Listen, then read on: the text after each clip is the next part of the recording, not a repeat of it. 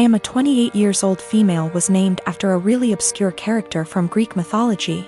My preferred nickname is taken from the end of my name. I always introduce myself with I'm my name, but you can call me nickname. None of my co-workers in the small business we work for have ever had a problem with this before, until Megan, the niece of Jeff, one of the two owners, was hired. Jeff and Dave co-own the business, but Dave does the actual day-to-day running of the business. I introduced myself and my nickname as usual, but she immediately said that Bessie, not the actual name, would be a better nickname because it comes from the beginning of my name and that she liked it better. I told her I really didn't like that nickname and wouldn't answer to it and asked her to please not call me Bessie, but she insisted that it was so much prettier and that I just needed to get used to it. For the next 2 months she tried to call me Bessie, but I completely ignored her whenever she addressed me that way.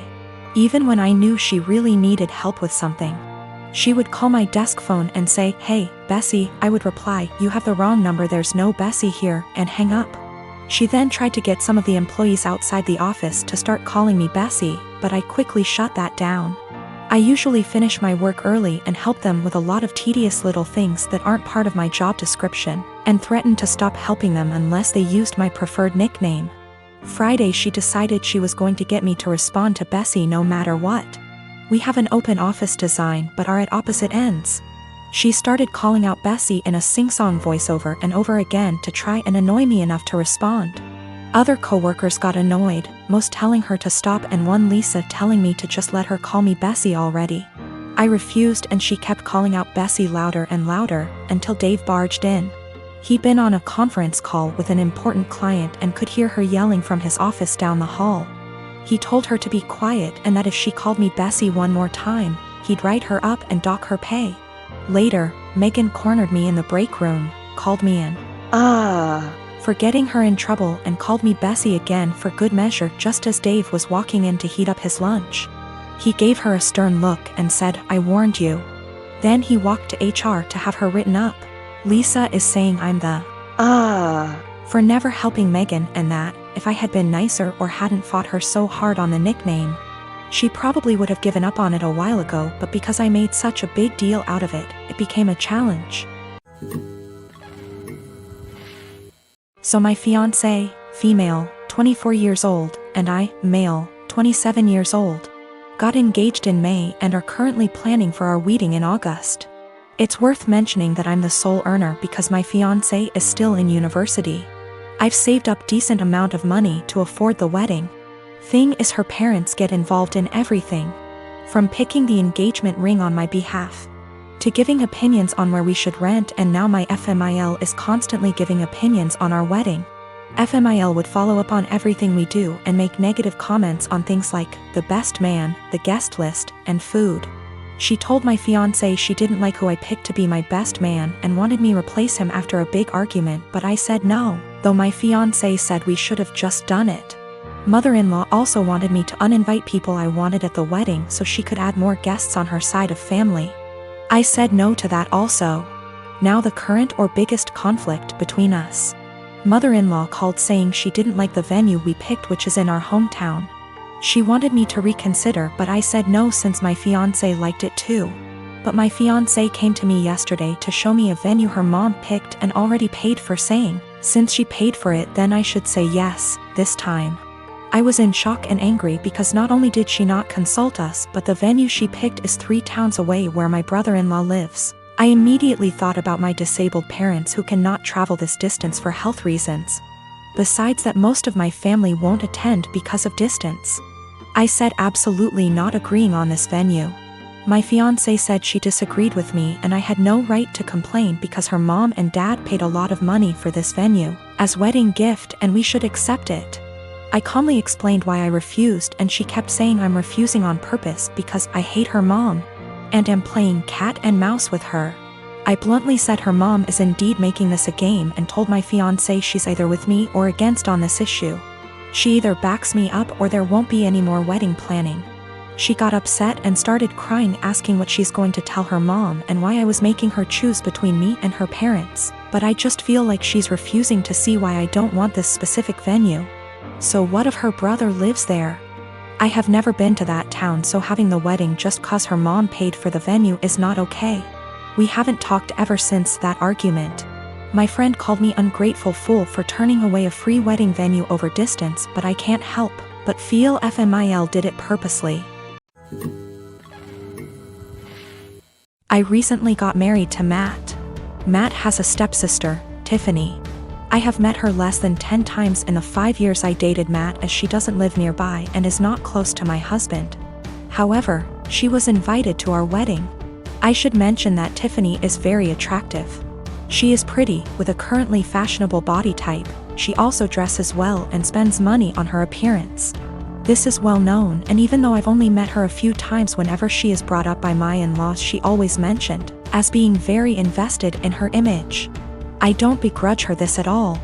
The ceremony went fine, but afterwards, while my in-laws were congratulating me, my father-in-law commented that I looked beautiful, and in the next breath mentioned Tiffany did, too.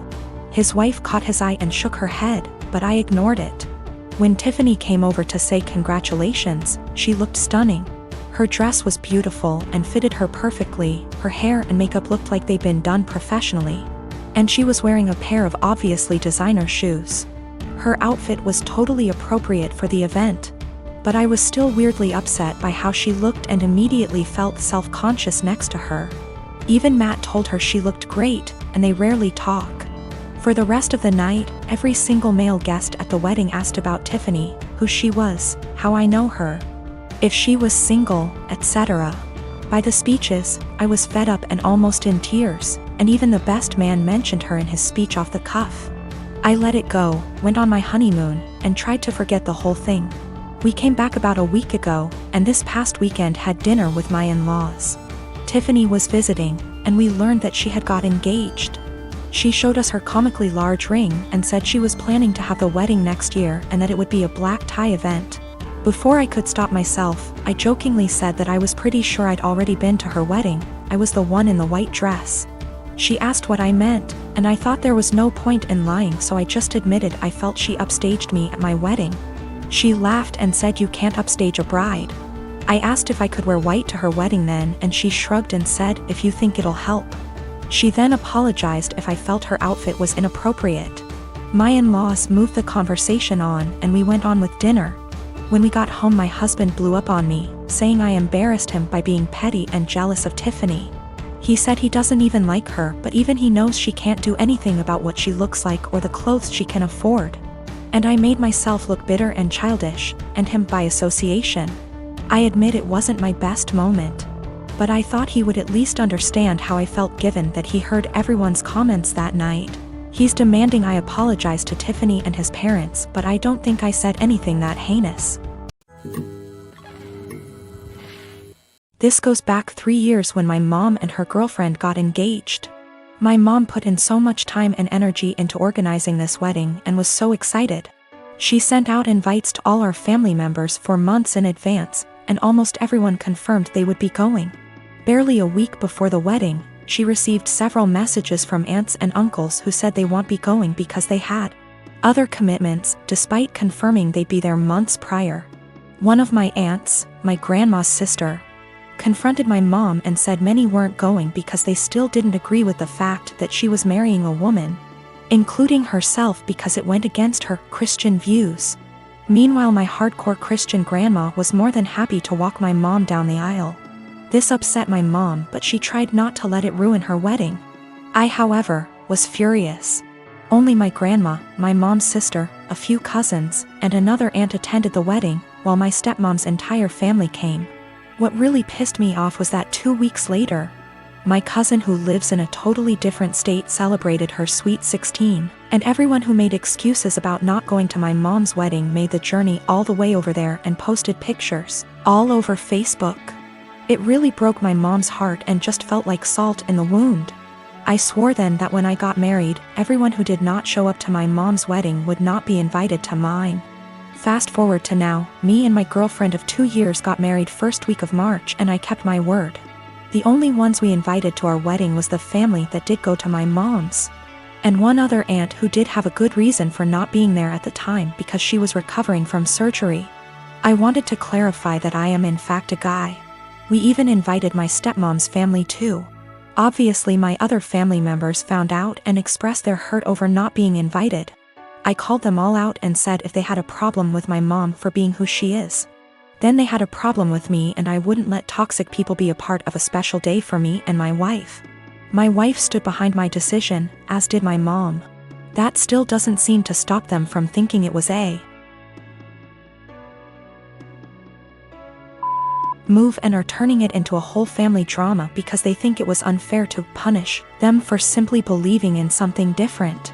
Wow, thank you so much for all the love and support, everyone.